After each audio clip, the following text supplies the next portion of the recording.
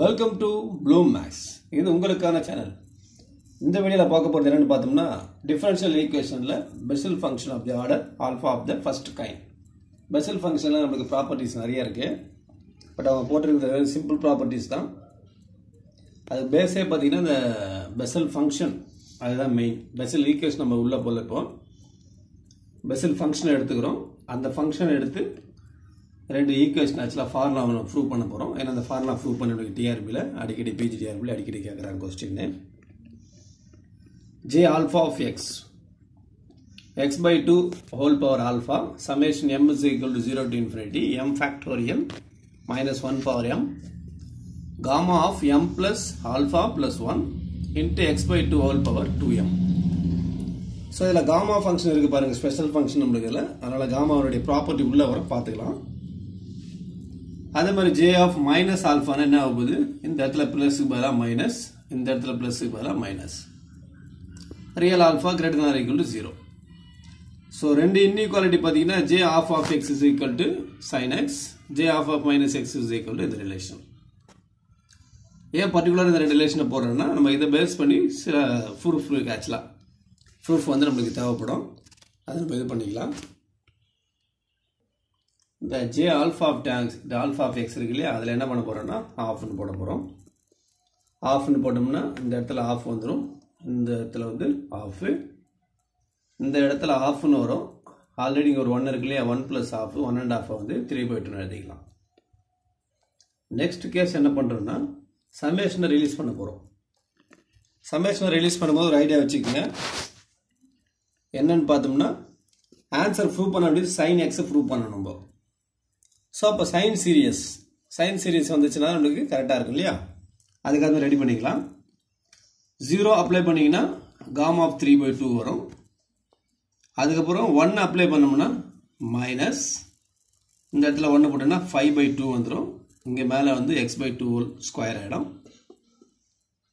அதுக்கப்புறம் 2 அப்ளை பண்ணோம்னா 2 ஃபேக்டோரியல். இந்த இடத்துல பார்த்தீங்கன்னா ஆல்ரெடி 3/2 + 2னா 7/2 வந்துடும். இங்கே 2 போட்டோம்னா 4 whole power 4 ஆகிடும். நெக்ஸ்ட் ஸ்டெப் என்ன பண்ணுறோன்னா, நமக்கு இந்த காமாவுடைய ரிலீஸ் ஃபார்முலா இருக்குது பாருங்கள். காமா ஆஃப் n + 1 வந்து என்ன பண்ணலாம், 1 மைனஸ் பண்ணிவிட்டு அதை ஃப்ரண்ட்டில் போட்டுட்டு காமா ஃபங்க்ஷன்லேயே அதே என்ன விட்டுருவோம் இல்லையா, அந்த ரிலேஷன் தான் இப்போ இங்கே யூஸ் பண்ணுறேன். காமா ஆஃப் 3/2 இருக்குன்னு என்ன பண்ணலாம், இதில் 1 மைனஸ் பண்ணிங்கன்னா 1/2 வருமா, அந்த 1/2 முன்னாடி போட்டு அதே காமாவில் 1/2 வந்தாச்சு. 5/2 2 டைம் ரிலீஸ் பண்ணுங்கள், 3/2 வரும், 1/2 காமா ஆஃப் ஹாஃப். 7/2னா 3 டைம் ரிலீஸ் பண்ணலாம், 5/2 3/2 1/2. இந்த மேலே x/2 whole square இருக்கிற 2 வந்து இங்கே 4ன்னு வந்துடும். இதை அடிச்சிடலாம். 2/4 அப்படியே இருக்குது. இங்கே 2³ இதை கேன்சல் பண்ணிடலாம். 2 ஃபேக்டோரியல். ஸோ நெக்ஸ்ட் என்ன பண்ண போகிறோம்னா, இங்கே x⁻² இருக்கு இல்லையா, அது நியூட்ரல் ஆகிறதுக்கு என்ன பண்ணுறோன்னா, ஹோல் ஈக்குவேஷனை x/2 whole power மல்டிப்ளிகேஷன் பண்ணிக்கலாம். புரியுதா பாருங்கள், x/2 whole power ஏன் இது பண்ணுறோன்னா, சைன் எக்ஸ் வந்து ஆட் ஃபங்க்ஷனில் போகும். இங்கே பாருங்கள், ஆக்சுவலாக 1 தான் இருக்குது. அப்போ இந்த எக்ஸ் உள்ளே போகும்போது தான் உங்களுக்கு கரெக்டாக வரும். அப்போ இந்த x⁻² என்ன பண்ணுறோம், இன்னொரு x⁻² பெருக்கணும்னா எக்ஸ் ஆகிடும். புரியுதுங்களா? ஓகே. ஸோ அதே மாதிரி மல்டிப்ளிகேஷன் பண்ணிட்டு பாருங்க, x⁻² மல்டிப்ளிகேஷன் பண்ணியிருக்கேன். இங்கே x⁻² பண்ணும்போது வெறுமனே x/2 ஆகிடாது. இப்போது சைன் எக்ஸ் சீரியஸ் வரணும்னா இங்கே x/2 உள்ளே தள்ளுறோம். உள்ளே கொண்டு வந்துட்டேன்னா x² போனால் x/3 x⁻5/2 வந்துடும். 3/3 ஃபேக்டர் வரணும். 5 கீழே வந்து 5 ஃபேக்டர் வரணும். இன்னொரு விஷயம், காமா ஆஃப் ஹாஃப் வெளியே எடுத்துகிட்டு பாருங்கள். காமா ஆஃப் ஹாஃப் வெளியே வந்து √π. இட்ஸ் ஒரு யூஸ்வல் ரிலேஷன் தான். √π போட்டாச்சு. அதுக்கப்புறமா சைன் எக்ஸ் சீரியஸ் வந்துச்சு பாருங்கள். ஸோ சைன் எக்ஸ் சீரியஸை போட்டுடலாம். அதுக்கப்புறமா இங்கே இருக்கிற x/2 whole power half அந்த பக்கம் தள்ளி விட்டோம்னா √2/πx sin x. இந்த காசுக்கு நீங்கள் வேணால் இதே மாதிரி ரிலேஷன் ட்ரை பண்ணி பாருங்கள். என்ன பண்ணுறீங்கன்னா, ஆஃபுக்கு பதிலாக -1/2 மூடுங்க.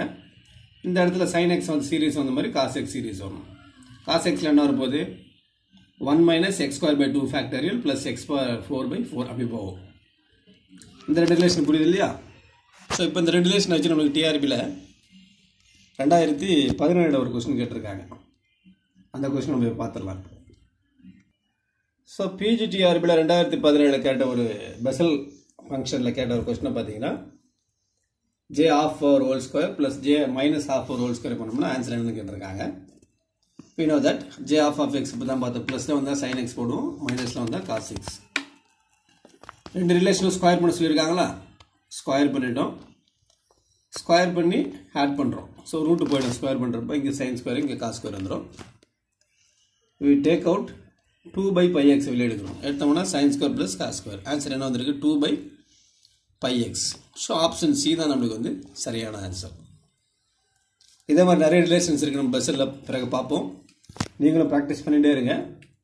Bessel function, legendary, Hermite, Euler, இது 4துலேருந்து தான் நம்மளுக்கு கொஸ்டின்ஸு இருக்குது. சரிங்களா? அதனால் 4துலேருந்து கண்டிப்பாக கொஸ்டின்ஸ் வரும். Do practice well, more and more.